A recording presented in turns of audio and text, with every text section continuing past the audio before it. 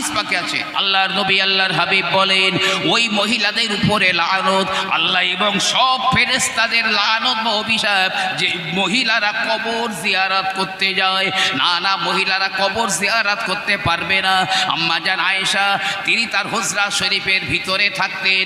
আল্লাহর নবী ইন্তেকাল হয়ে যাবার পরে আম্মা জান আয়েশা সিদ্দিকা আমার নবী পাকের কবরটা জিয়ারত করতেন। তারপরে হযরতে আবু বকর সিদ্দিকের লাশ মোবারকখানা যখন নবী পাকের পাশে দাফন করা হলো, আল্লাহর নবীর পাক বিবি আম্মা জান আয়েশা তখনও কবর জিয়ারত করতে যেতেন। কিন্তু যেই না হযরতে ওমর রাদিয়াল্লাহু তাআলা আনহুর তার পাশে দাফন করে দেওয়া হলো, আর আম্মা জান আয়েশা কোনো দিনের জন্য ওই কবরের ধারে আর তিনি যাননি। যেহেতু হযরতে আম্মা জান আয়েশা সিদ্দিকার স্বামী হলেন আমার রাসূলুল্লাহ, আর আবু বকর সিদ্দিক হলেন তার আব্বাজান, এই জন্যে তিনি কবরের ধারে যেতেন। কিন্তু ওমরকে যখন দাফন করে দেওয়া হলো, ওমর তো বেগানা পুরুষ আম্মা জান আয়েশা সিদ্দিকার কাছে, তাই তিনি কবরের ধারে আর যেতেন না। আজমিরে যায় অনেকে, অন্য কোনো দরগাতে যায়, কিন্তু বেটা ছেলেরা যাবে জিয়ারত করবে, মহিলারা জিয়ারত করতে পারবে না, কবর জিয়ারত করতে হারগিজ পারবে না। আল্লাহর নবী ওই মহিলাদের উপরে লানত দিয়েছে।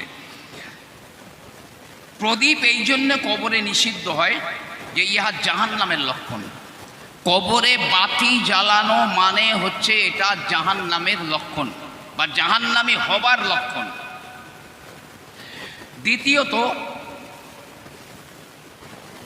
এতে বেকার অর্থ নষ্ট হয়, অর্থ বেকার নষ্ট হয়। হ্যাঁ, কবরের ধারে অত দেখা যাচ্ছে কোনো ইসালে সওয়াব হচ্ছে, মানুষদের জিয়ারত করতে যাওয়ার সুবিধার্থে বা অন্য কোনো কাজ হচ্ছে, সেই কাজের স্বার্থে সেখানে আলো লাগানো যায়।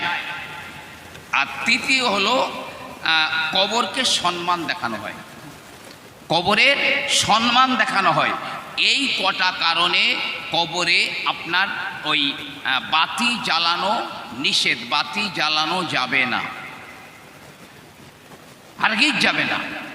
এইগুলো থেকে পরেজ করতে হবে, তাহলে আপনি নবী মুহাম্মদুর রাসূলুল্লাহর তরিকার উপরে থাকলেন এবং আপনি শুধুমাত্র আল্লাহ পাককেই সাজদা দিলেন। আর কেউ যদি কাফের হয়ে যায় তাহলে কখনোই তার পিছনের ইবাদত থাকবে না। খোদ নবী পাক বলেছেন, একটা দিন নির্দিষ্ট করে কবরে গিয়ে নর্তন মানে নাচানাচি করা, বাদ্যযন্ত্র বাজানো বা সেজদা করা, এ কাজ সম্পূর্ণ হারাম। অনেক জায়গায় দেখা যায় যে আরেক খাজা সাহেবের দরবারে অনেকে দেখবেন ঢোল বাজনা বাজিয়ে কাওয়ালি করে। তো দাদা হুজুর পীর কেবলা রহমাতুল্লাহ আলাইহে একবার আজমির শরীফে গিয়েছিলেন। দাদা হুজুর কেবলা রহমাতুল্লাহ আলাইহে গিয়ে দেখলেন ওই খাজা গরিবে নওয়াজ আজমিরি রহমাতুল্লাহ আলাইহে হুজুরের দরবারে ঢোল তবলা বাজিয়ে এমনি করে কাওয়ালি গাওয়া হয়। দাদা হুজুর কেবলা বললেন, না না না, এটা তো হারাম, এটা তো হারাম, করা যাবে না। তারা বলতো আমাদের খাজা সাহেব হুজুর এটাকে পছন্দ করতেন। দাদা হুজুর কেবলা বলেন, আচ্ছা ঠিক আছে, তোমাদের খাজা সাহেব হুজুর যদি উঠে বলেন তোমরা মেনে নেবে? হ্যাঁ, মেনে নেব। তখন বলে তোমরা ওযু করে এসো। আসলো, খাজা গরিবে নওয়াজ কবরের ভিতর থেকে আওয়াজ দিয়ে বললেন, ফুরফুরার আবু বকর যেটা বলছে ওই কথাটাই ঠিক। জোরে একবার বলুন সুবহানাল্লাহ। জি, খোদ নবী পাক নিজের জন্য সাজদা করতে নিষেধ করেছেন। নবী পাক নিজে বলেছেন যে আল্লাহ, তোমরা আমার গোরকে ঈদ স্থির করো না। নবী পাক সাহাবাদের বলছেন, এই সাহাবারা, তোমরা আমার কবরকে ঈদ স্থির করো না। হে খোদা, তুমি আমার গোরকে পূজিত প্রতিমা করো না। আল্লাহ, আমার কবরটা যেন তুমি ওই পুজো করার জায়গা করে দিও না, মানে ওখানে ফুল দেওয়া, বাতি জ্বালানো, সেজদা করা। এবং পীরের কাছে, কোনো পীর, এমনকি নবী পাকের কাছে কেউ যদি কোনো কিছু চায়, হে নবী আপনি আমাকে ছেলে দিন কি চাকরি দিন, হে অমুক পীর আমাকে এই দিন তাই দিন, তাহলে ওই লোকটা সারাসার কাফের হয়ে যাবে। হ্যাঁ, কোনো ওলির ওসিলা দিয়ে আপনি দোয়া চাইতে পারে, আল্লাহ তোমার এই অলির ওসিলায় আমি দোয়া চাইছি, তুমি আমার দোয়াটাকে কবুল করো, এটা জায়েজ। কিন্তু ডাইরেক্ট যদি কোনো কবরে গিয়ে তার কাছে কিছু চায় তাহলে এটা হারগিজ জায়েজ নয়, এটা শিরকের অন্তর্ভুক্ত। আল্লাহর নবী আল্লাহর হাবিব বললেন, মান তাশাব্বাহা বিকওমিন ফাহুয়া মিনহুম, যে ব্যক্তি যাদের দেখে নিজের জীবনটা পরিচালনা করে ও তো তাদের দলভুক্ত, তার দলভুক্ত হয়ে যায়। যেহেতু সাজদা করা, প্রতিমা পুজো করার মতো আপনার কিনা এই কবরে আলো জ্বালানো, এটা আগুন পুজো করে যারা, এটা তো ওদের রীতি। মুসলমান যদি করে তাহলে নিঃসন্দেহে ওই ব্যক্তি প্রতিমা পূজক এবং আগুন পূজকদের দলভুক্ত হয়ে গেল। এ অনেকে আছে জানেন, আমি তখন খুব ছোট ছিলাম, আমার মনে পড়লে আমি এখনো হাসি। একজন ফকির গলায় সব বড় বড় মালা, হ্যাঁ, তো গ্রামে এসে ও একটা বিড়ি ধরাচ্ছে, তা সে দেশলাই ঠকে আর টানে, তা সে ধরে না, 3বার 4বার 4টে কাঠি নষ্ট হয়েছে। শেষ বেলায় বলতেছে, বাবা গোরা সাঁত, বিড়িটা খাদ দিবি নে? আমি তখন ছেলে মানুষ, বাচ্চা মানুষ ছিল। জি, সেই সময়কার কথা বলছি, শুনে রাখেন। কিয়ামতের দিনে 120টা লাইন হবে, এক একটা লাইন লম্বা হবে 40,000 বছরের মতো লম্বা, 40,000 বছরের মতো লম্বা। তো এই 120টা লাইনের ভিতরে মাত্র 3টে কাতার জান্নাতে যাবে আর 117টা কাতার জাহান্নামে যাবে। এখন এই 3 কাতার বাদ দিয়ে বাকি যে কাতারগুলো থাকবে, এদের নাক আর মুখ দিয়ে ধোঁয়া বার হবে, অনর্গল ধোঁয়া বার হবে, যেন মনে হবে যে ইট ভাটার চিমনি দিয়ে কি কোনো কারখানার চিমনি দিয়ে ধোঁয়া বার হচ্ছে। হাসরের মানুষেরা বলবে, এই মানুষগুলো কারা? এই 3 কাতারের মানুষগুলো বলবে, এ মানুষগুলো কারা? আমরাও তো হাসর ময়দানে দাঁড়িয়ে রয়েছি, আমাদের নাক আর মুখ দিয়ে তো ধোঁয়া বার হয় না, কিন্তু ওদের নাক আর মুখ দিয়ে কেন ধোঁয়া বার হয়? আওয়াজ আসবে, আজ যারা জাহান্নামে যাবে ওদের সিমটম হলো নাক আর মুখ দিয়ে ধোঁয়া বার করা, আর জাহান্নামীদের আলামত হলো নাক আর মুখ দিয়ে ধোঁয়া বার হওয়া। যেহেতু ওই লাইনগুলো জাহান্নামে যাবে, তাই ওদের নাক আর মুখ দিয়ে ধোঁয়া বার হচ্ছে। বিড়ি বলেন, সিগারেট বলেন, হুক্কা বলেন আর গাঁজা বলেন, যে আল্লামা রুহুল আমিন রহমাতুল্লাহ আলাইহির ফতোয়ায় হারাম, অনেকে এটাকে মাকরুহ তাহরিমি বলেছেন। জি, মাকরুহ তাহরিমি মানেও হারামের কাছাকাছি পর্যায়ে, এটা হারাম। শুনে রাখুন, মানুষের দুটো অবস্থা আছে। আমরা প্রবাদ বাক্যে বলি, ইল্লত যায় না ধুলে আর খসলত যায় না বলে। যার যা ইল্লত ও ধুলেও যাবে না, আর যার যা খসলত ও মরলেও থাকবে। তো মানুষ সাধারণত 2 প্রকার। ধরেন, কেউ চাষ করে, কেউ ব্যবসা করে, বিভিন্ন সকালবেলা বাড়ির বাইরে চলে যায়, দুপুরবেলা বাড়ি এসে গোসল করে, খাওয়া দাওয়া করে, আর জোহরের নামাজ পড়ে নেয়, পড়ে শুয়ে কাইলুলা করে। আসরের সময় আজান হয়ে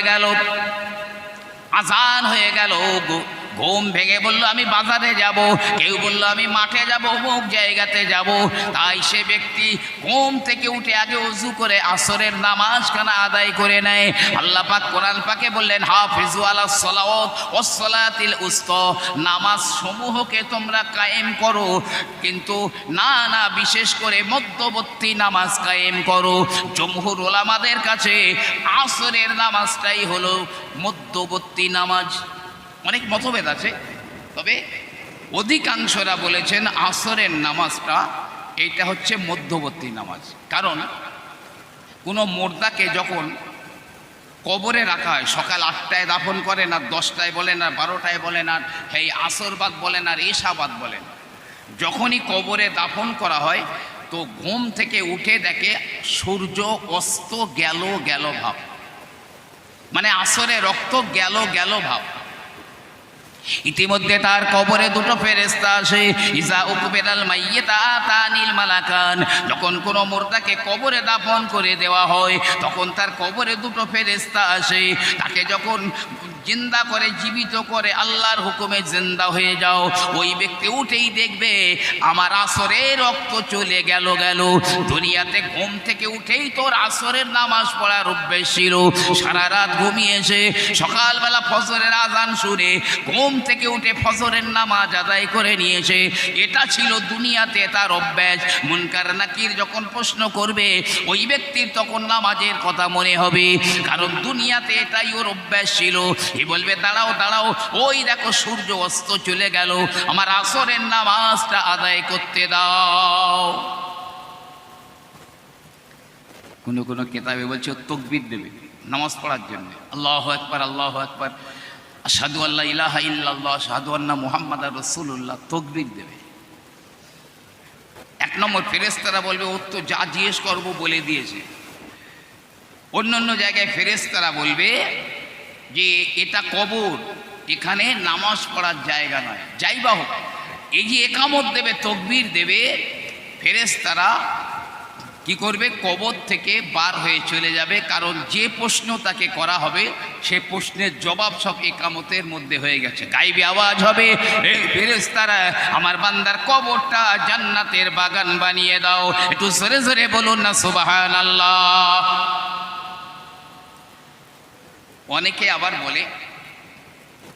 অনেকে বলে হ্যাঁ আমার খুব পরিচিত এবং আমার সঙ্গে মোটামুটি খুব ভাবলাভ আছে, তো সে বলে ভাই আমাদের দলে নামাজটা মনে মনে পড়লে হয়ে যায়, নামাজ মনে মনে পড়লে হয়ে যায়।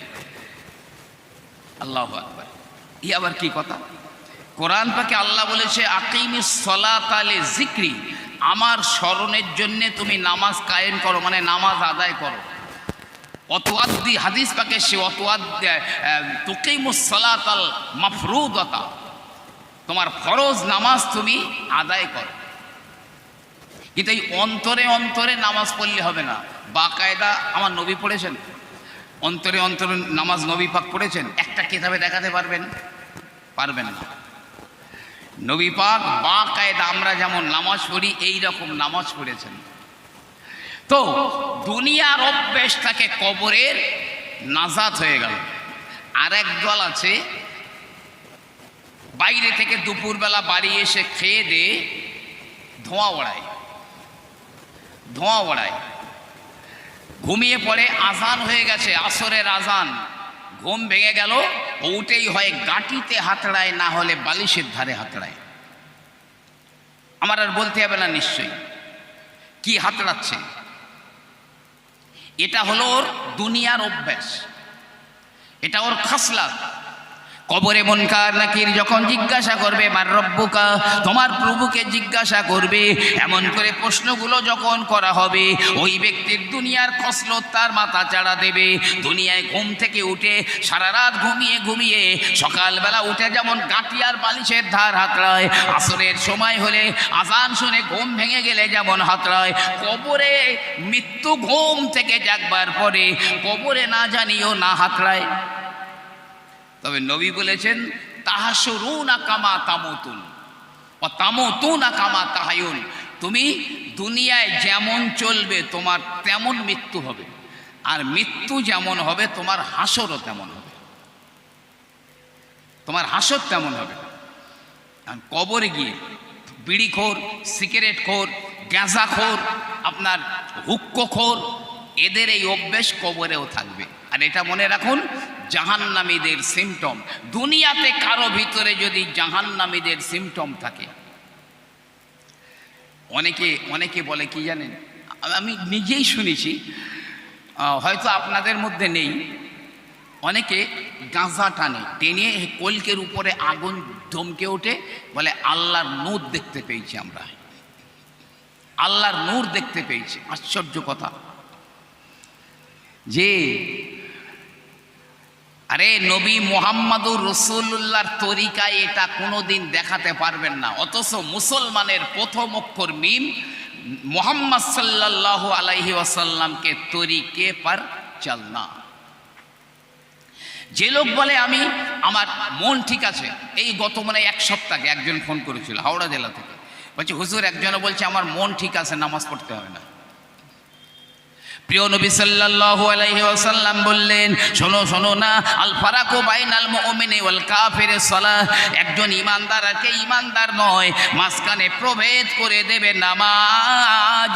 নামাজ বলে দেবে কে ইমানদার আর কে ইমানদার নয়। মনে রাখবেন, কোনো বেনামাজি যে লোক নামাজ আদায় করে না, ওই লোকটা যদি মারা যায় তাহলে গোটা দুনিয়া যদি তার নামে দান করে দেওয়া হয়, ওই লোকটা জান্নাতে যেতে পারবে, এই কথা বুক ঠুকে বলা যায় না। নবী আমার বললেন, নামাজের ভিতরে সূরা ফাতিহাটা পড়া, নামাজের ভিতরে সূরা ফাতিহা পড়া নামাজের বাইরে গোটা কোরআন তেলাওয়াত করার চাইতে অনেক ভালো।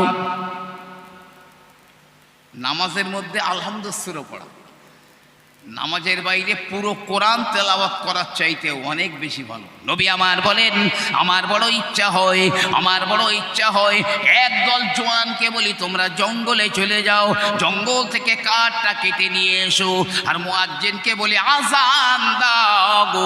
মুয়াজ্জিনের আজান শুনে যারা মসজিদে নামাজ পড়ার জন্য এলো না, আমি নবী আমার বড় ইচ্ছা হয় ওদের ঘর বাড়িগুলো ওই কাঠ দিয়ে তাদের ঘরে আগুন লাগিয়ে দেই। কিন্তু না না, ওদের বাড়িতে মহিলারা রয়েছে, ওদের বাড়িতে বাচ্চারা রয়েছে, এই কারণে আমি রাসূলুল্লাহ ওদের ঘরগুলো জ্বালিয়ে দিতে পারলাম না। ও আমার মায়েরা, ও আমার আম্মা জানেরা, আল্লাহর নবী মাদের মা বোন মেয়েদের অত্যন্ত ভালোবাসতেন। বেটা ছেলের চাইতে আল্লাহ পাক নারীদের 3 গুণ বেশি ইজ্জত দিয়েছেন। আমরা বেটা ছেলেরা ফজরের নামাজ কেরাত জোরে পড়ি, আপনার কিনা মাগরিবের নামাজে কেরাত জোরে পড়ি, ঈশার নামাজও কেরাত জোরে পড়ি, কিন্তু না না না, মেয়েদের এই জোরে কেরাত পড়তে নেই। মহিলারা জোরে জোরে কেরাত পড়বে না। মহিলাদের গলার আওয়াজটাও হলো সতর, এটাও হলো পর্দার ভিতরে।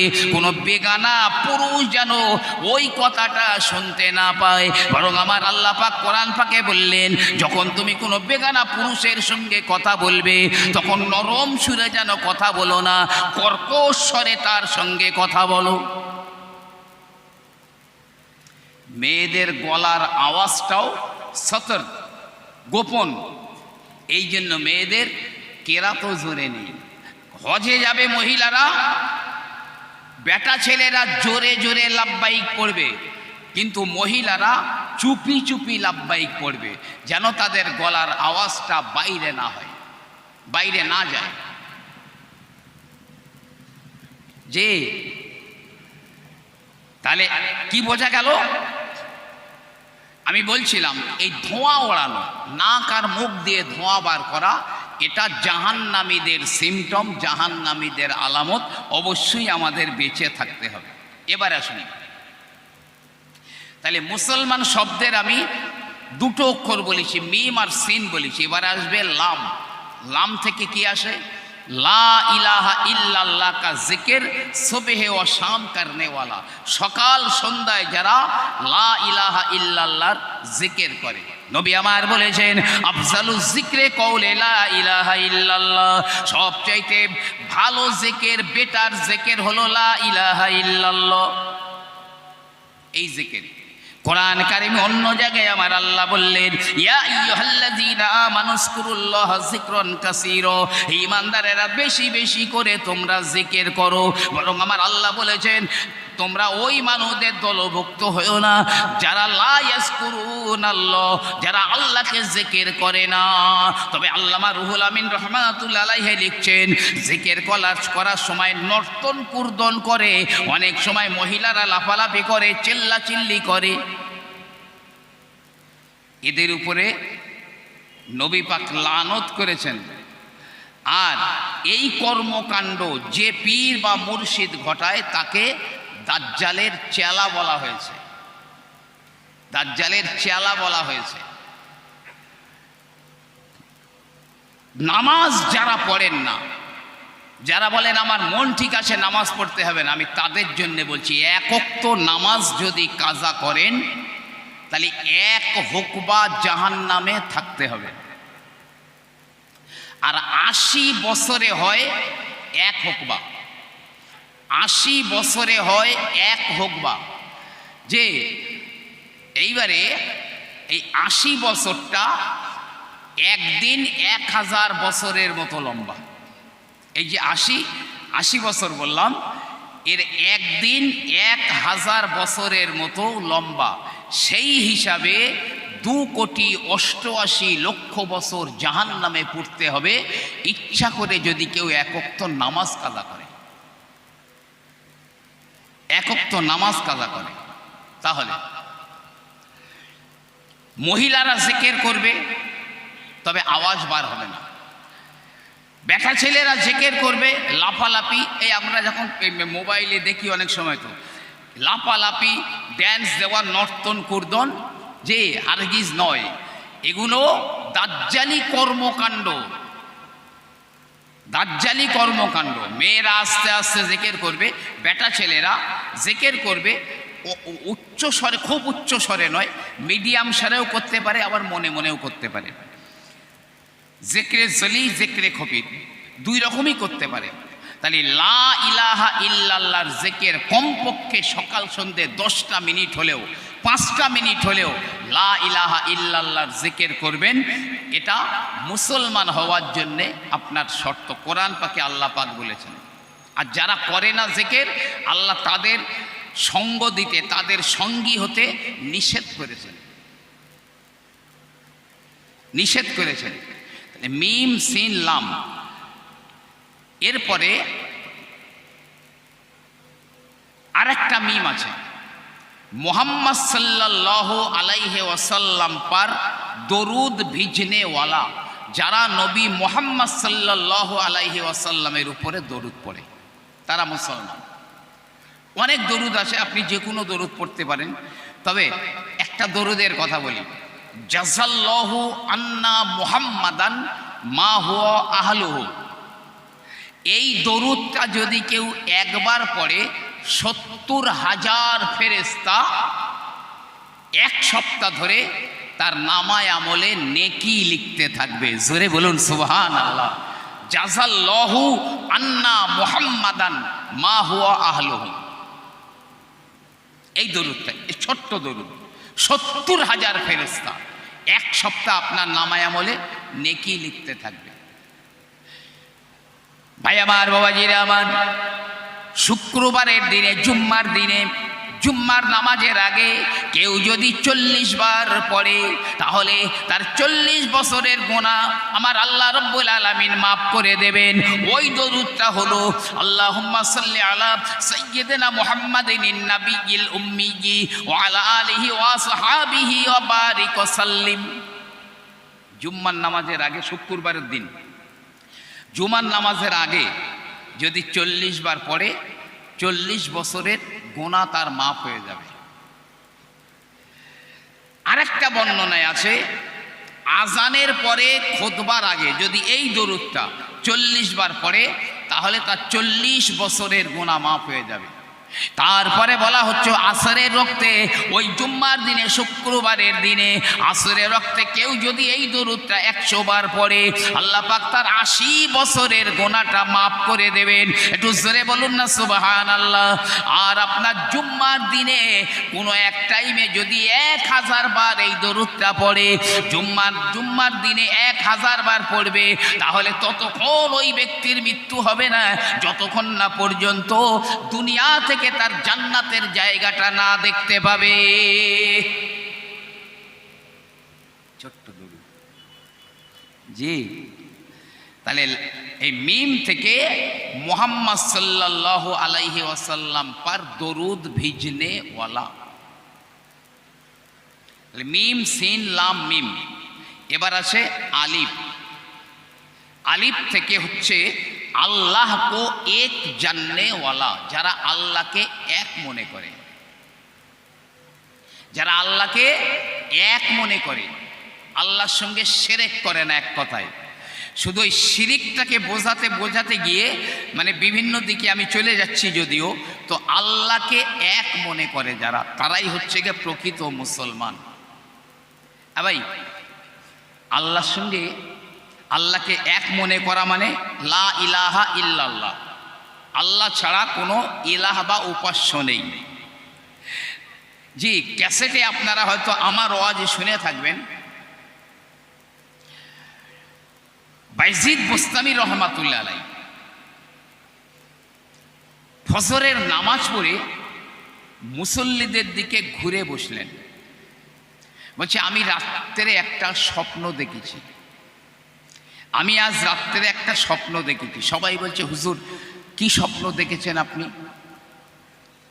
হযরতে বাইজিদ বুস্তামি রহমাতুল্লাহ আলাইহি বলেন, আমি রাতের বেলা স্বপ্ন দেখি যেন কিয়ামত হয়ে গেছে, মানুষ কাতার কাতার দাঁড়িয়ে রয়েছে, কেঁদে যারে জার হয়ে যায়। এমনি করে আল্লাহ পাক বিচার করছেন, বিচার অন্তে কেউ জাহান্নামে আর কেউ বা জান্নাতে চলে যায়। এক সময় আমার আল্লাহ পাক আমাকে ডেকে বললেন, এ বাইজিদ হিসাব দিয়ে যাও। আমি আল্লাহ পাকের সামনে চলে গেলাম, আল্লাহ পাক আমাকে বললেন, বাইজিদ কি এনেছো হিসাব দিয়ে দাও। কি এনেছো বলো, কি আমল করেছো? বাইজিদ বুস্তামি বলছে, আল্লাহ আমি কোনো আমল আনতে পারিনি, কিচ্ছু আনতে পারিনি, একটা জিনিস এনেছি, সেটা হলো তোমার তৌহিদ, তোমার একত্ববাদ, লা ইলাহা ইল্লাল্লাহ, এই আল্লাহ ছাড়া কোনো উপাস্য নেই, এই এতটুকু আমি এনেছি। আল্লাহ বলছে, বাইজিদ তুমি তাহাজ্জুদ, ইশরাক, আওয়াবিন, জিকির, আজকার, এটা ওটা করেছো, সে আমলগুলোর কথা তো বললে না। বলছে, আল্লাহ আমার ওই আমল আপনার দরবারে কবুল হয়েছে না কবুল হয়নি এই বিশ্বাস আমার নাই, তাই বলার সাহস পাইনি। আল্লাহ পাক বললেন, হে বাইজিদ তোমার জীবনের আমলগুলো কবুল হয়েছে না কবুল হয়নি আমার দরবারে এটা তোমার নিজেরও বিশ্বাস নাই, তো আমি আল্লাহ বলি তোমার জীবনের কোনো আমল আমার কাছে কবুল হয় না। বাইজিদ তোমার জীবনের কোনো আমল কবুল হয়নি। বাইজিদ বুস্তামি দেখছেন একটা আমল তো কবুল হয়নি, আবার আমার তো এখন তাইলে আর উপায় নেই, আমাকে জাহান্নামে যেতে হবে। তো বাইজিদ বুস্তামি মাথা নিচু করে চলে যাচ্ছেন। আল্লাহ পাক ডেকে বলছেন, এই বাইজিদ ফিরে আয়, ফিরে আয়, লা যুলমাল ইয়াউম, আজ আমি কারো উপরে জুলুম করব না। তো হযরত বাইজিদ বুস্তামি ফিরে এলেন।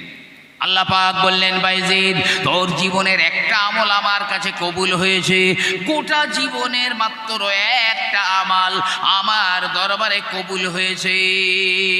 আমি আল্লাহ পাক কোরআনে কারিমের ভিতরে বললাম, ফামাইয়া আমাল মিসকালা যাররাতিন খায়রান ইয়ারা, কেউ যদি এক যাররা ভালো কাজ করে আমি আল্লাহ তার প্রতিদান দেখাবো, সে দেখতে পাবে। আল্লাহ কোন আমলটা কবুল হয়েছে? আল্লাহ বলছে, বাইজিদ এক শীতকালের রাতে, শীতের রাত্রে, কনকনে শীত, তুমি যাচ্ছিলে রাস্তা দিয়ে, একটা বিড়ালের বাচ্চা মিউ মিউ করে কাঁদছিল, মিউ মিউ করে ডাকছিল, শীতে, হাড় কাঁপানো শীতে বিড়ালের বাচ্চাটা খুব কাঁপাকাঁপি করছিল আর ডাকছিল, তোমার মনে খুব দয়া হয়েছিল, তুমি ওই বিড়ালের বাচ্চাটাকে তুলে নিয়ে নিজের বাড়িতে এনে সারা রাত তোমার কম্বলের ভিতরে রেখে দিয়েছিলে, তোমার এই আমলটা আমার কাছে কবুল হয়েছে। আল্লাহ পাক বলছেন, টোটাল সৃষ্টি জগৎ হলো আমার পরিবার, আর আল্লাহর সৃষ্টি জগতের সঙ্গে, সৃষ্টি জীবের সঙ্গে যারা ভালো ব্যবহার করে তারাই একমাত্র আল্লাহ পাকের প্রিয়। তো বাইজিদ তোমার এই আমার একটা সৃষ্টি জীবের প্রতি তুমি দয়া করেছিলে, এই আমলটা কবুল হয়েছে। আল্লাহ পাক বললেন, বাইজিদ ওই একটা আমলের ওসিলায় আমি আল্লাহ পাক তোমার সারা জীবনের ইবাদত বন্দেগীগুলো কবুল করে নিলাম। তবে একটা কথা এর মধ্যে আমি ছেড়ে গেছি, আল্লাহ পাক বলেছিলেন, বাইজিদ বাস্তব কি তুমি আমার একত্ববাদ আনতে পেরেছো? লা ইলাহা ইল্লাল্লাহর উপরে তুমি টিকে থাকতে পেরেছো? বলে, হ্যাঁ আল্লাহ, আমি একত্ববাদ অবশ্যই এনেছি। আল্লাহ পাক বলছেন, এই বাইজিদ দুধের রাত্রের কথা মনে আছে? দুধের রাত্রের কথা মনে আছে? মানে একদিন রাতের বেলা শীতকালে বাইজিদ বুস্তামি রহমাতুল্লাহ আলাইহে ঠান্ডা দুধ পান করেছিলেন, এক গ্লাস ঠান্ডা দুধ। সকালবেলা পেটে গ্যাস হোক আর পেট ভুটভাট করুক, যা একটা হচ্ছে। তো বাইজিদ বুস্তামি বলেছিলেন, কাল রাত্রে ওই এক গ্লাস দুধ পান করে আমার পেটে গ্যাস হয়েছে বা পেট ভুটভাট করছে। বাইজিদ লা ইলাহা ইল্লাল্লাহর মানে যেমন আল্লাহ ছাড়া কোনো উপাস্য নেই, ঠিক তেমন এই লা ইলাহা ইল্লাল্লাহর অনেক মাজাজি মানে আছে। আল্লাহ ছাড়া মৃত্যু দেবার মালিক কেহ নাই, আল্লাহ ছাড়া হায়াত দেওয়ার বাঁচিয়ে রাখার মালিক কেহ নাই, আল্লাহ ছাড়া আপনার সন্তান দেওয়ার মালিক কেহ নাই, আল্লাহ ছাড়া রোগ দেওয়ার মালিক কেহ নাই, আল্লাহ ছাড়া রোগ সারাবার মালিকও কেহ নাই। সব লা ইলাহা ইল্লাল্লাহর মানে। বাইজিদ, তা তুমি তো দুধকে রোগ দেওয়ার মালিক মনে করেছিলে, দুধ খেয়েছি বলে আমার এইটা হয়েছে। তুমি তো দুধকে রোগ দেওয়ার মালিক মনে করেছিলে। জি। বাইজিদ বুস্তামি রহমতুল্লাহ আলাইহি বললেন, কিচ্ছু তো কবুল হয়নি, একটা জিনিস নিয়ে উঠলাম সেটাও কবুল হয়নি। তো বাইজিদ বুস্তামির ওই বিড়ালের বাচ্চাটার প্রতি দয়া করার কারণে আল্লাহ তার জীবনের সব আমলগুলো কবুল করে নিয়েছেন। সুবহানাল্লাহ। জানেন, জীবজন্তুর উপরে বৃথা যদি কেউ কষ্ট দেয়, আমি একাধিক কেতাব থেকে এক গাদা লিখে রেখে দিয়েছি, তাদের অভিশাপ অবশ্যই লাগে, এবং সেই অভিশাপে এমন রোগ হয় যা ভেলোরে গেলেও সারে না।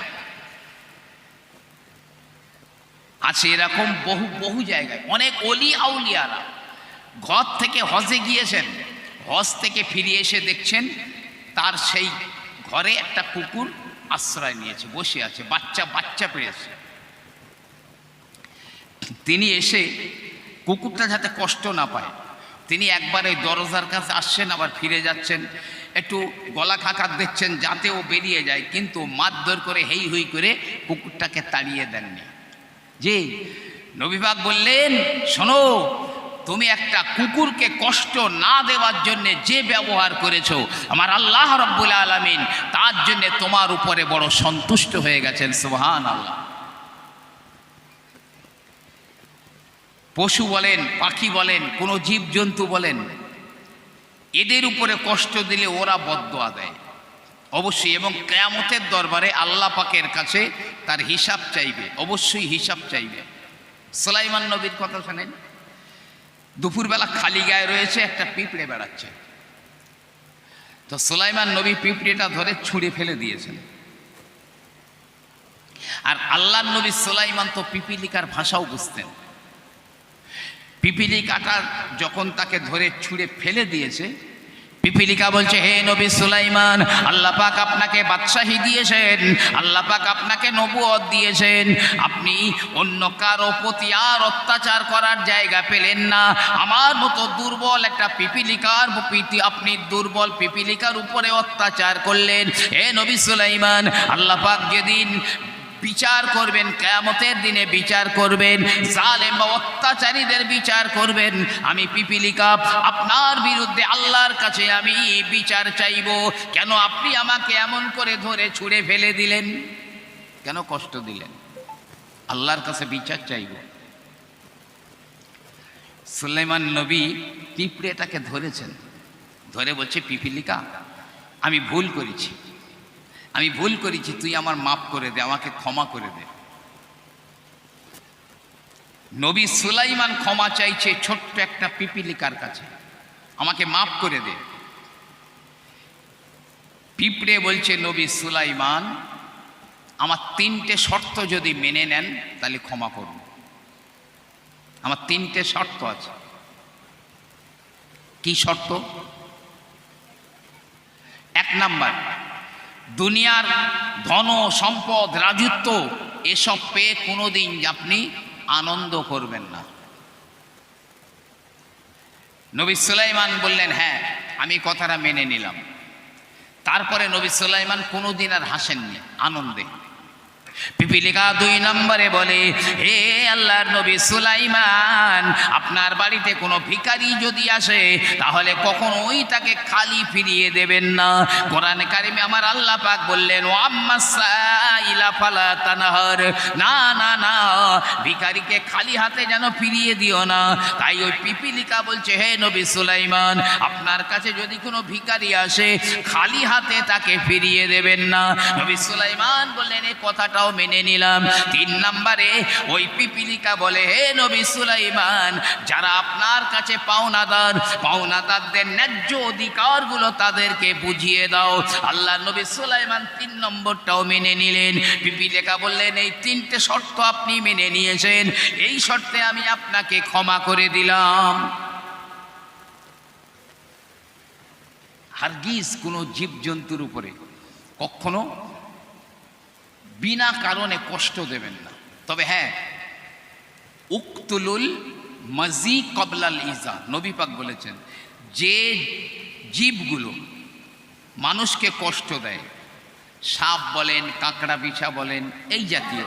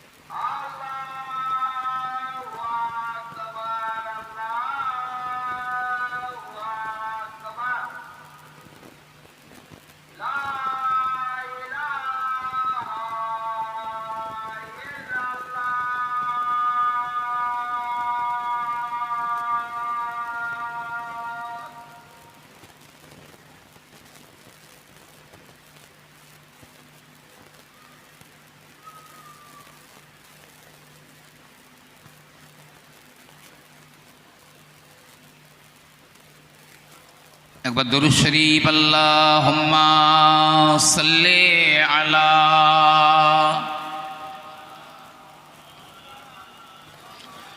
ওয়া আলা আলি সাইয়্যিদিনা रसूलुल्लाह की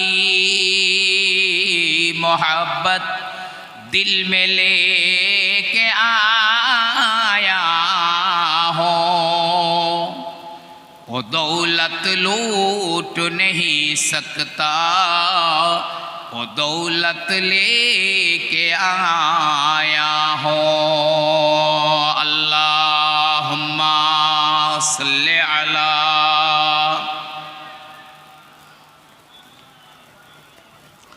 व अला आली सय्यिदिना।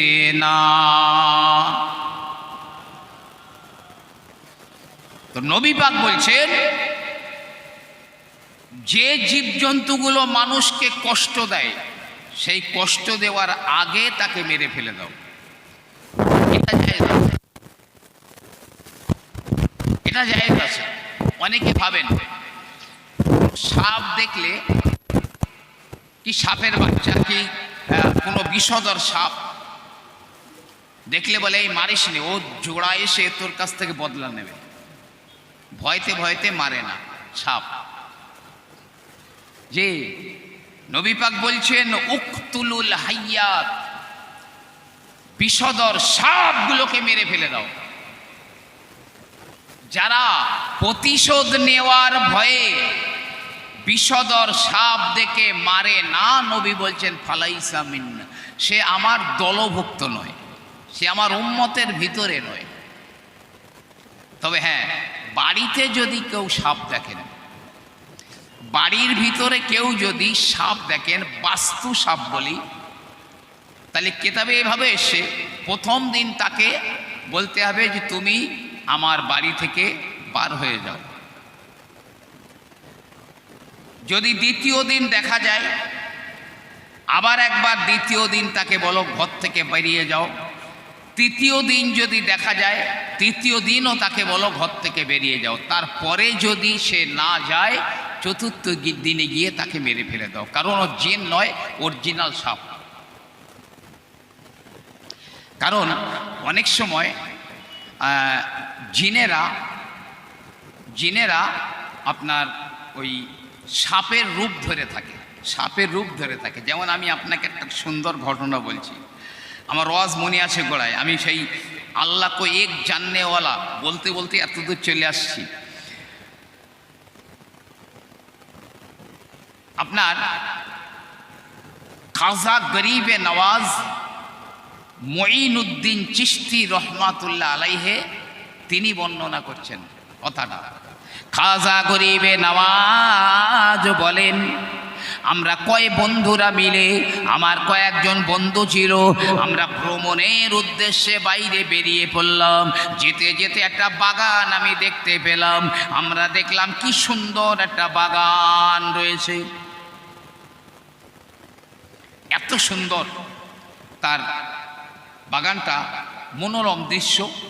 তো বলে আমরা বাগানের ভেতর ঢুকে আরও আমরা দেখলাম কি সুন্দর পরিপাটি করে বাগানটা গোছানো গাছানো। আমরা সেখানে বসে পড়লাম।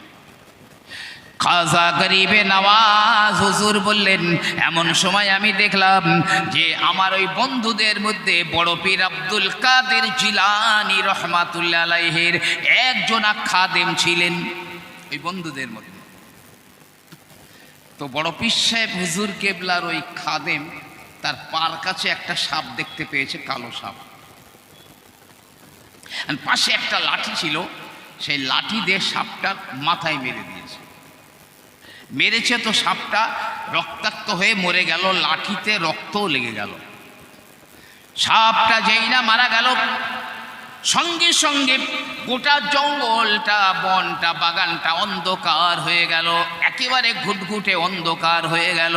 তার উপরে এমনি করে দেখলাম বিশাল ঝড় বয়ে যায়। এত ঝড় হয় যে আমরা এখানে বসে থাকতেই পাচ্ছিলাম না, এত বিশাল ঝড় শুরু হয়। কে কোথায় হারিয়ে গেলাম, যেমন অন্ধকার তেমন ঝড়। সাপটা মারার সঙ্গে সঙ্গে, তবে অনেকক্ষণ থাকলো না, কিছু সময় পরে আবার স্বাভাবিক হয়ে গেল, মানে অন্ধকার কেটে গেল, ঝড়ও বন্ধ হয়ে গেল। তো খাজা গরিবে নওয়াজ হুজুর বলছেন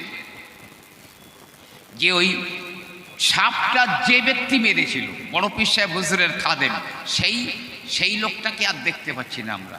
পুরো বাগান আগের মতো একদম পুরো শান্ত, ঝড় নেই, অন্ধকার নেই, কিন্তু ওই লোকটাকে দেখতে পাচ্ছি না। আমরা চারিদিকে ঘোরাফেরা করে, চারিদিকে খোঁজাখুঁজি করার পরে না না না কোথাও তাকে পেলাম না।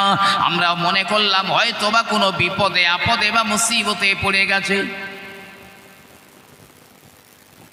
বিপদে পড়ে গেছে। বেশ কিছুক্ষণ পর আমরা বাগান থেকে বার হতে যাব, আচমকা দেখি সেই লোকটা দাঁড়িয়ে রয়েছে। তার মাথায় বাদশাহী টুপি পরা আছে আর গায়ে বাদশাহী জামা পরা আছে। রাজা বাদশাহ যেরকম জামা পরে ওই রকম বাদশাহী পোশাক পরা, শাহী টুপি মানে বাদশার রাজ মুকুট তার মাথায় পরা। আমি বললাম, এই আমরা খুঁজে খুঁজে তোমাকে হয়রান, তুমি কোথায় গিয়েছিলে? গিয়েছিলে কোথায়? বলছে, দেখো বন্ধু, এই অল্প সময়ের মধ্যে আমার জীবনে এক বিশাল ঝড় হয়ে গেছে। কি?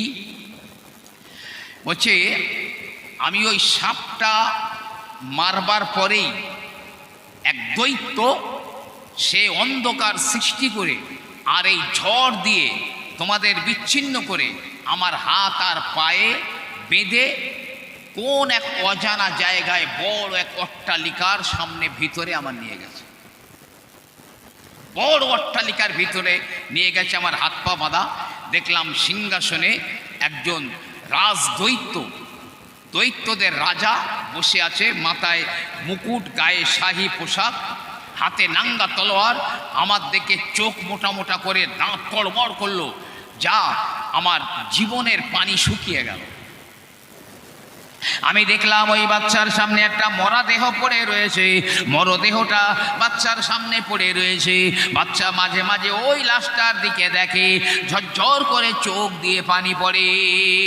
বাচ্চা বলে, তুই আমার মানুষ সন্তান, তুই আমার ছেলেকে, একমাত্র সন্তানকে হত্যা করেছিস, আমি আজ প্রতিশোধ নেব। তুই আমার একমাত্র পুত্রকে হত্যা করেছিস, তার প্রতিশোধ আমি আজ কেড়ে নেব। বলে, আমার উপরে আপনি দোষ চাপাচ্ছেন, অপবাদ চাপাচ্ছেন, আমি আপনার ছেলেকে হত্যা করতে যাব কেন? বলছে, দেখ, এই সেই আমার সন্তান পড়ে আছে, আর তুই যে লাঠি দিয়ে মেরেছিলি সেই লাঠিতে সেই রক্ত লেগে রয়েছে। বলছে, আমি দেখলাম সত্যি আমি যে লাঠি দিয়ে সাপটা মেরেছিলাম সেই লাঠিটা রক্তমাখা অবস্থায় রয়েছে। তো বলছে, আমি তো মানুষরূপী কাউকে মারিনি, আমি একটা সাপ মেরেছি। বলছি, ও তো কি ক্ষতি করেছিল? ও তো তোদের পায়ের আওয়াজ পেয়ে পাতা নাতা জঙ্গলের মধ্যে চলে যাচ্ছিল, তো মারলি কেন? তো আমি নবী পাকের হাদিসটা বললাম। নবী পাক বলেছেন, উকতুলুল হাইয়াত, সাপ দেখলে মেরে ফেলে দাও। আমি সাপ মেরেছি। বলতেছে, আমি কোনো কথা শুনতে চাই না, আমি আজ তোর প্রতিশোধ নেব। ওই দৈত্যরাজ তলোয়ার নিয়ে উঠে দাঁড়িয়েছে। তো অনেক দৈত্যরা বলল, মহারাজ, আপনি নিজের হাতে ওই একটা ক্ষুদ্র সামান্য মানুষকে মেরে আপনার হাতটাকে কলুষিত করবেন না, বরং আমরাই আছি যথেষ্ট, আমরাই ওকে হত্যা করব। দৈত্য বলল, হ্যাঁ হ্যাঁ ঠিক বলেছ, আমি আমার হাতটাকে কলুষিত করতে চাই না সামান্য একটা মানুষ সন্তানকে মেরে। তাই একটা জাল্লাদকে ডাকা হলো, কালো কুৎসিত এবং একটু বেটে টাইপের। লোকটা তলোয়ার নিয়ে দাঁত কড়মড় করে আমার পাশে এসে দাঁড়ালো। বাচ্চার হুকুম হলেই তলোয়ার পড়ে যাবে। ইতিমধ্যে দেখলাম ও তলোয়ার উঁচু করতে যাচ্ছে, ইতিমধ্যে এক ঘোড়ার উপরে চেপে বিশাল এক বীর পালোয়ান আমার কাছে ওখানে নেমে যে আমাকে হত্যা করতে যাচ্ছিল, তাকে তো তলোয়ার দিয়ে টুকরো টুকরো করে এমন আওয়াজ করেছে যে ঘর বাড়ি মাটি থরথর করে কাঁপছে। খোদ বাদশাহ সিংহাসন থেকে নিচে উল্টে পড়ে গেছে।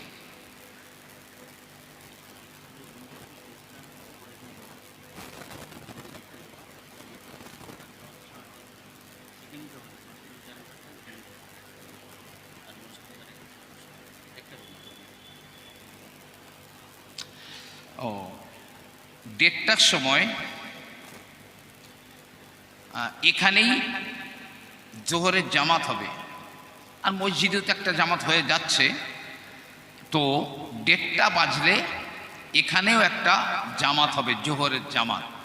বিচলিত হবার কিচ্ছু নেই, আমি একদম আপনার 1:30টার একটুখানি আগে ছেড়ে দেবো। যাদের ইস্তেঞ্জা করার দরকার, অজু করার দরকার, তারা ইস্তেঞ্জা অজু করে নেবেন। তো তার আগে সুন্নত আছে, 4 রাকাত সুন্নত পড়তে হবে। আমি ঠিক সেই রকম সময় নিয়েই ছেড়ে দেবো ইনশাআল্লাহ। এখন বাচ্চা পড়ে গিয়েছে, বাচ্চা উঠে বলছে আমার কাছে, মানে বিনয় করে বলছে, হে মানুষ সন্তান আপনি কে?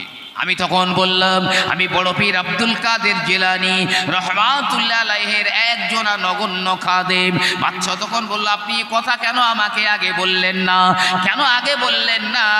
তাহলে আমি আপনার সঙ্গে অনেক দুর্ব্যবহার করে ফেলে দিয়েছি, আপনি আমাকে মাফ করে দিন, ক্ষমা করে দিন। এত অনুনয় বিনয় করছে, আমি বাচ্চাকে ক্ষমা করে দিলাম। বাচ্চা তার নিজের মাথার টুপি আমার মাথায় পরিয়ে দিয়ে, তার নিজের গায়ের জামা আমাকে পরিয়ে দিয়ে একজনকে হুকুম দিল, যে বাগান থেকে এনেছিলি ওই বাগানে তাকে রেখে আয়। এইরকম ক্ষতিকারক জিনিস দেখলে, সাপ দেখলে, বিছা দেখলে ওদের মেরে ফেলতে বলেছেন নবী, তবে বাস্তু সাপ যেটা, তার ব্যাপারটা আলাদা।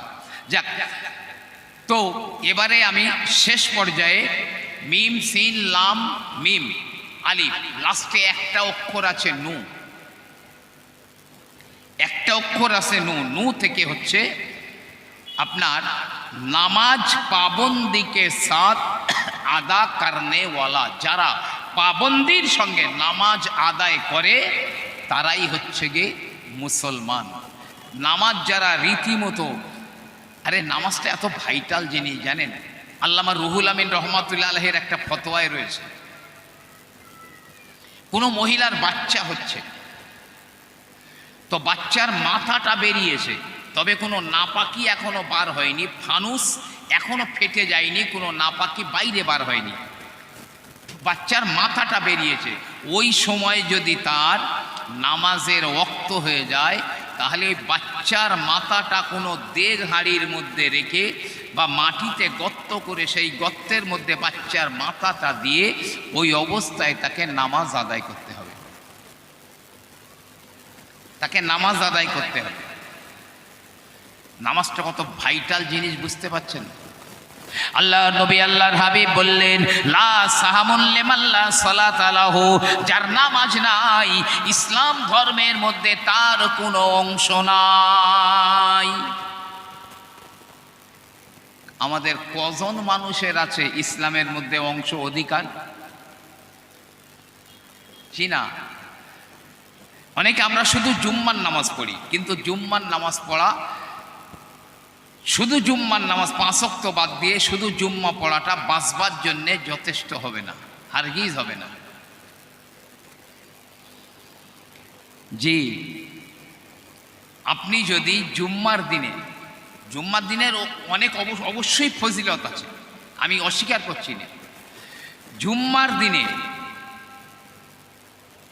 কেউ যদি সকাল সকাল গোসল করে নেয়, ওযু করে মসজিদে গিয়ে ইমাম সাহেবের কাছাকাছি গিয়ে বসে, কোনো সাইকেল মোটরসাইকেল কোনো গাড়িতে চেপে নয়, পায়ে হেঁটে হেঁটে গিয়েছে মসজিদে জুম্মার নামাজ পড়ার জন্যে, যে তাহলে তার নামায় আমলে প্রত্যেক কদমে আপনার হজ, মকবুল হজের সওয়াব তার প্রতিটা কদমে কদমে আল্লাহ পাক লিখে দেবেন। জোরে বলুন সুবহানাল্লাহ। তবে শুধু জুম্মার নামাজটা বাঁচবার জন্যে কিয়ামতের ময়দানে, হাসরের ময়দানে আমার আল্লাহ রাব্বুল আলামিনের একত্ববাদের পরে আল্লাহ পাক জিজ্ঞাসা করবেন, নামাজের ব্যাপারটা জিজ্ঞাসা করবেন। ও আমার ভাইরা, তাই নামাজের মধ্যেই রয়েছে প্রকৃত ঈমানদারদের ঈমান রয়েছে। অনুরোধ করে যাব আপনাদের কাছে, কখনো নামাজ পরিত্যাগ, আপনি নামাজের জন্যে শুধু নামাজের মুসল্লায় দাঁড়িয়েছেন, তকবীরে তাহারিমাটা করেছেন, আল্লাহু আকবার, তকবীরে তাহারিমা করেছেন, আপনার জীবনের সগীরা সব গুনাহগুলো আমার আল্লাহ পাক মাফ করে দেবেন। জোরে বলুন সুবহানাল্লাহ। আর বেদাত থেকে অবশ্যই বাঁচবেন। বেদাত কি? যা নবী পাকের জমানাতে ছিল না, পরে উদ্ভাবন হয়েছে, সেইগুলোকে বেদাত বলে। তবে বেদাত দুই প্রকার, বেদাতে হাসানা আর বেদাতে সাইয়্যা। একটা ভালো বেদাত, একটা মন্দ বেদাত। এই বেদাত কিয়ামতের মাঠে উম্মতদের জিভ বার হয়ে যাবে পানি পানি করে। আল্লাহর নবী আল্লাহর হাবিব হাউজে কৌসারের পানি নিয়ে তার উম্মত দিগকে পান করাবেন। একদল মানুষেরা যাবে, বলবে ইয়া রাসূলুল্লাহ, আপনি আমাদের পানি দিন, আমরা আপনার উম্মত। আল্লাহর নবী পানি দিতে যাবেন, এমন সময় ফেরেশতারা বলবে, হে আল্লাহর নবী, এদেরকে পানি দিবেন না, আপনার পরে এরা শরীয়তের ভিতরে নতুন নতুন জিনিস স্থাপন করেছে। যেমন এই বিয়ের সময় গায়ে হলুদ দেওয়া, যে বিয়ে করতে যাওয়ার সময় হাতে এই লাল সুতো পরা, সঙ্গে জাতি সঙ্গে করে নিয়ে যাওয়া, এইসব জিনিসগুলো, এগুলো টোটাল এই বেদাত। আর বর্তমানে আমি প্রথম যে কথা বলেছিলাম সেটা হচ্ছে গিয়ে এক আল্লাহ পাক ছাড়া অন্য কাউকে সাজদা দেবেন না। ওলিয়াদের দরবারে যাবেন ঠিকই, তবে তাদের কাছে সওয়াল করবেন না, সেখানে সাজদা দেবেন না, সেখানকার ধুলোবালি নিয়ে মাখবেন না, সেখানে গিয়ে আপনি জিয়ারাত করবেন সহিভাবে, আর সেই আল্লাহর অলির ওসিলায় অবশ্যই দোয়া চাইবেন। আর বাড়ির আমার মা বোনদেরকেও বলে দেবেন যে মা বোনেরা সে যেখানেই যাক, বেড়াতে গেল আলাদা ব্যাপার, কিন্তু পর্দার সঙ্গে কবর জিয়ারাত হারগিজ মেয়েরা করতে পারবে না। জি, আর কোনো পীরের সামনে সাজদা দিতে পারবে না, মাথা নিচু করতে পারবে না। হ্যাঁ, নবী পাক বলেছেন, কেউ যদি তার মা বাপের পায়ে চুমো খায়, ও যেন সে তার জান্নাতের দরজায়, জান্নাতের চৌকাঠে যেন চুমো খায়। আল্লামা রুহুল আমিন রহমাতুল্লাহ আলাইহি তিনি লিখেছেন, হ্যাঁ এটা জায়েজ হবে, তবে যদি মা উপরে থেকে পাটা ঝুলিয়ে দেয়, আর যদি ওই মাথাটা নিচু না হয়, তাহলে মাথা উঁচু করে যদি হয় পায়ে চুমো খাওয়া যায়। অনেকে কদম বসি করেন, কদম বসি করা তো অবশ্যই জায়েজ, মা বলেন বাপ বলেন যাই বলেন না কেন। আল্লামা হুজুর লিখছেন, কদম বসি করলে মাথাটা যেন নিচু না হয়ে যায়, মাথা উঁচু করে কদম বসি করা জায়েজ। একটা উট এসে নবী পাকের সামনে মাথা নিচু করে দিয়ে সাজদা করে দিয়েছে। সাহাবারা বলছে, ইয়া রাসূলুল্লাহ, উট আপনাকে সাজদা করছে, আমরাই তো বেশি হকদার, আমরা আপনাকে সাজদা করি।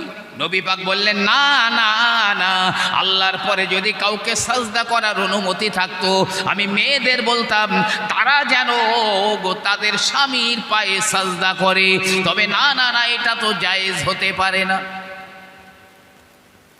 কদমবসি বরকতের ওসিলা, ঠিক আছে, তবে মাথাটা যেন নিচু না হয়ে যায়। 12:23 হয়ে গেছে, যে তো আমি বাড়াবো না, আপনারা যাদের অজু নেই আপনারা অজু করে নেন, নিয়ে সুন্নত পড়ে নেন, এখানেই জামাত হবে।